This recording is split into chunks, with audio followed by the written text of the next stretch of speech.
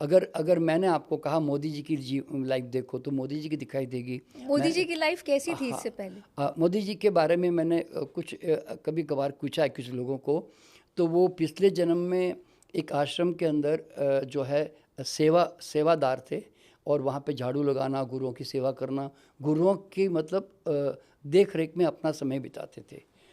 तो इसीलिए वहाँ पर जो उन्होंने गुरुओं की दिल से सेवा की, तो उन गुरुओं का आशीर्वाद ऐसा फलित हुआ कि उनके अंदर जो एक सेवा करने का भाव, जो समाज को कुछ देने का भाव जो है, वो इस जन्म में वो साथ में लेकर आए। तो आज आज भी देखिए कि आपने देखा होगा कि he is more always in to serve something. वो चुप बैठते नहीं हैं, he is doing all the time something, है ना। तो ये जो प्रवृत्ति होती है ना, ये प्रवृत्ति या ये आशीर्वाद, ये ऐसे ही नहीं घटता। ये बहुत बड़ी एक ऊंची सोच के साथ आता है। तो उनके अंदर पहले से ही वो आश्रम में थे पिछले जन्म में भी, और उस समय वो थोड़ा सोशल सर्विस भी करते थे। तो उसके कारण इस जन्म में उनको इस प्रकार के भाव में और बढ़ोतरी हुई हो, समझते हैं ऐसे।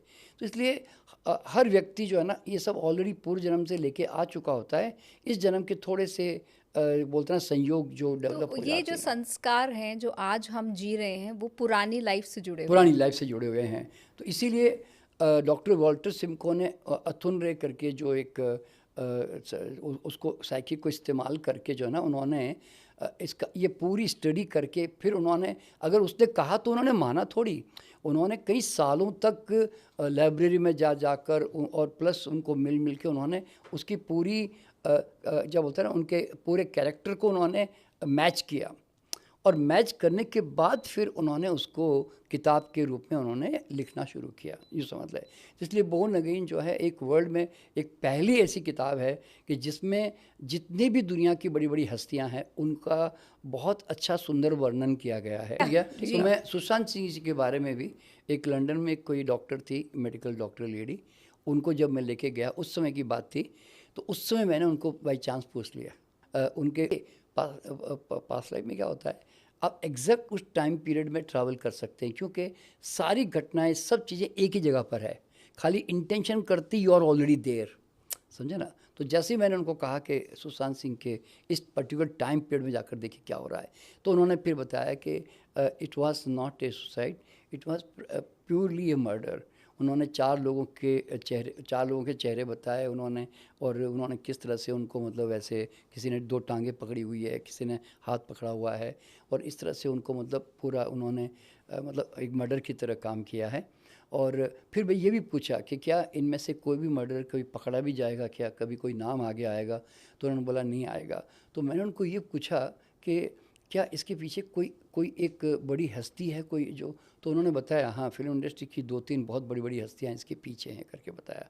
तो अब उन्होंने चूंकि नाम भी बताए, तो मैं चूंकि नहीं एक्सपोज करता, नहीं, क्योंकि मैं क्योंकि कहूँगी भी नहीं नहीं नहीं, आपसे जी। क्योंकि नहीं, वजह क्या होती है कि वो तो एक पास्ट लाइफ में जैसे बताया है, अब जब तक ऑथेंटिकेशन ना करें तब तक किसी राइट। को बदनाम करना भी गुनाह है, जी। ठीक है ना। जी। तो इसीलिए तो इस तरह की उन्होंने बातें पर बताई ये एक है। बहुत बड़ी बात है कि हाँ पास्ट लाइफ में जाकर ये पता चला कि सुशांत सिंह राजपूत की डेथ एक सुसाइड नहीं था, वो एक प्री मेडिटेटेड मर्डर था।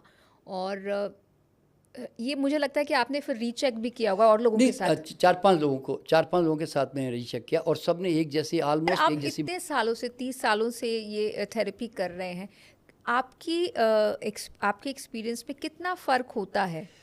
देखिए जनरली पहली बात तो क्या मालूम है, देखिए जो भी व्यक्ति फ्यूचर लाइफ में जाकर देख रहा होता है ना, पहली बात तो क्या होता है, वो उस मानसिक स्थिति में रहता ही नहीं है कि वो मेंटली कुछ भी अपनी तरफ से मैनिपुलेशन कर सके।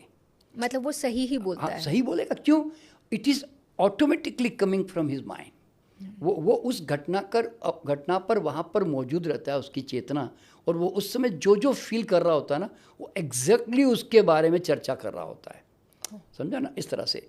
तो देखिए अभी तक मैंने जितने भी लोगों को फ्यूचर लाइफ में लेके गया हूँ ना, तो ऑलमोस्ट मतलब 99% सबके फ्यूचर एग्जैक्टली वही सफल हुए। मतलब मान लो किसी ने अपनी शादी देखनी थी, तो शादी उनकी हो गई। भाई किसी को बच्चा होना था कि उनके घर में संतान नहीं है, तो उनके घर में संतान आ गई। मतलब जैसे अभी 2 साल पहले मेरे पास आए थे जब संतान नहीं थी, पर मैंने उनको 2 साल के बाद का फ्यूचर दिखाया तो उसके अंदर वो संतान उन्होंने देखी, तो वाकई में फिर 2 साल के बाद संतान हो गई। इस तरह से कई लोगों ने मुझे अभी भी मैं कनाडा में था थोड़े दिन पहले, तो मुझे एक सज्जन मिले, वो कहता है सर मैं आपके पास में 2008 में आया था रेकी सीखने, वही गांधी पीस फाउंडेशन में बताया। जी।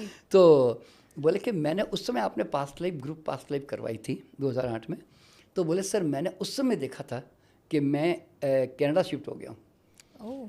तो सर मैं मतलब हैरान हो गया कि मेरा माइंड में बाहर जाने का है ही नहीं और ना मैं सोच रहा हूँ, लेकिन बोले सडनली मेरी कंपनी में ऐसा कुछ डेवलपमेंट हुआ कि मुझे उन्होंने कनाडा भेज दिया, और फिर मैं कनाडा में जब आया तो उसके बाद में मैं कनाडा देखकर मैं यहीं सेटल हो गया।